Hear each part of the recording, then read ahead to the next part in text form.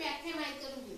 प्रत्यक्ष दिसणाऱ्या किंवा कल्पनेने जाणलेल्या कोणत्याही वस्तूला किंवा तिच्या गुणधर्माला जे नाव दिलेले असते त्याला नाम म्हणतात. जशी एखादी गाय असते, एक गाय हे एक नाम आहे. गाय खूप सुंदर आहे.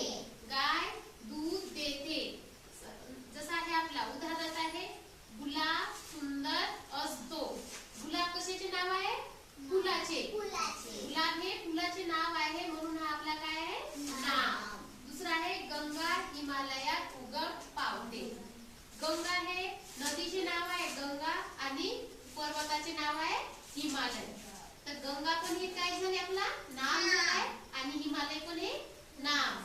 गंगा हे कशाचे नाव आहे? नदीचे. गंगा कशाचे नाव आहे बेटा? नदीचे.